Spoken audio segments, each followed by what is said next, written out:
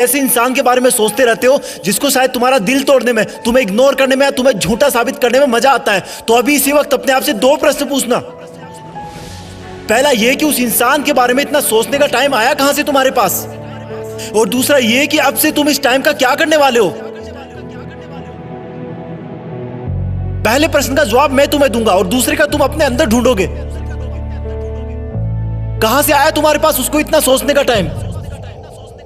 तुमने लगभग सब जगह का टाइम मार दिया सिर्फ उस एक इंसान के लिए। अब तुम्हारे दोस्त तुम्हें पहले वाला दोस्त नहीं मानते क्योंकि तुमने अपने इतने सारे दोस्तों का टाइम भी उसको दे दिया है। अब तुम अपने शरीर पर ध्यान भी नहीं देते क्योंकि वो टाइम भी तुमने उसको दे दिया है। ना तुम समय पर नहाते हो, ना समय पर खाते हो, ना डेली एक्सरसाइज करते हो, ना जिम जाते हो, ना टाइम पर सोते हो, ना कोई ख्वाब भी रोते हो। क्या हालत बना रखी है तुमने अपनी। तुमने उस इंसान के लिए अपना और खुद का टाइम मार दिया जिसे तुम्हारे होने या ना होने से कोई फर्क नहीं पड़ता।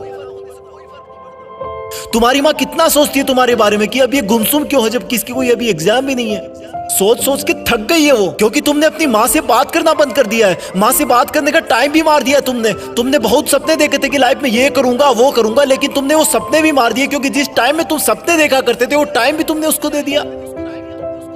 तुम पहले कॉमेडी मूवी देखना पसंद करते थे लेकिन अब सिर्फ सैड सॉन्ग सुनकर रोते रहते हो। तुमने अपने मूड को खुश करने वाली कॉमेडी मूवीज को देखने का टाइम भी उसको दे दिया। तुमने अपना, अपने दोस्तों का, अपने सपनों का, अपनी मेहनत का, अपने माँ बाप का पूरा टाइम उसी एक इंसान को दे दिया जो तेरे बारे में शायद सुनना भी ना पसंद करता हो। क्यों रखा तुमने अपने आप को इतना फ्री। क्यों नहीं दिखी तुझे अपने आप में खुशी। अरे इस समंदर में बहुत सारे पत्थर है, तुम सिर्फ एक के लिए क्यों रुक गए। तेरा सपना तो नाम कमाना था ना, तेरा सपना तो लग्जरी लाइफ जीने का था ना। क्या तू उस एक इंसान के लिए अपने माँ बाप की आंखों की चमक को बुझा सकता है जिन्होंने अब तक कितना सब्र बांध के रखा कि तू उनका नाम रोशन करेगा, उनको दुनिया घुमाएगा। क्या तू उस एक इंसान के लिए तेरी लाइफ में आने वाले लाइफ पार्टनर को हमेशा के लिए धोखे के अंधेरे में रख सकता है। स्टॉप इट यार, मत कर ऐसा। तू इन सब के लिए नहीं बना है। तेरे दिल और दिमाग में सिर्फ तेरा सपना और मंजिल है। उस पर ये लड़का लड़की के गुटरगू वाला चश्मा मत लगा। तेरा नसीब अच्छा है कि वो तेरी लाइफ में नहीं है, क्योंकि ऊपर वाला तुझे उससे भी बहुत बड़ा और अच्छा देने की सोच के रखा है। और फिर एक दिन जब तू जिंदगी की आखिरी स्टेज से बेस्ट इन लाइफ का अवार्ड लेकर नीचे उतरेगा ना, तब भीड़ में से सबसे पहले जो लोग तेरा वेलकम करने के लिए आगे आएंगे वो तेरे माँ बाप होंगे, फिर तेरे दोस्त होंगे, तेरे भाई बहन होंगे, तेरे परिवार होगा। थोड़ी दूर और भीड़ में चलेगा तो तू पाएगा कि वहां पर तेरे साथ काम करने वाले इंसान होंगे। वो गरीब बच्चे होंगे जो तेरे किताबों और कॉपियां देने की वजह से आज सफल हो गए। और आगे चलेगा तो तुझे कुछ ऐसे लोग मिलेंगे जिन्होंने तेरी सफर में बहुत मदद करी होगी। तू उन सबके सामने झुककर उनका शुक्रिया करना। और आगे चलेगा तो फिर अनजान लोगों की भीड़ शुरू हो जाएगी। उसी भीड़ में कहीं थोड़ा सा आगे जाकर वो इंसान मिलेगा जिसको तुम कभी पूरा टाइम सोचा करते थे, जिसकी याद तुम्हें हर वक्त रुलाया करती थी, जिस इंसान ने तुम्हें नीचा दिखाकर, नालायक बताकर ठुकरा दिया था, जिसके तुम्हारी जिंदगी से जाने के बाद तुम बहुत रोए थे, जिससे तुमने बात करने के लिए, देखने के लिए कितनी मन्नतें मांगी थी, रिक्वेस्ट करी थी। वो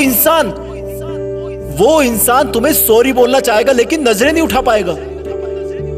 उसको अपनी गलती का बहुत भयंकर एहसास होगा क्योंकि उसने तुम्हें समझने में बहुत बड़ी गलती करी थी। तुम्हारे प्यार को ढोंग समझा था, उसने तुम्हें बेवजह आवारा समझा था, जबकि तुम वैसे बिल्कुल नहीं थे। तुम सच्चे थे पर उसकी आंखों पे घमंड की पट्टी बंधी थी।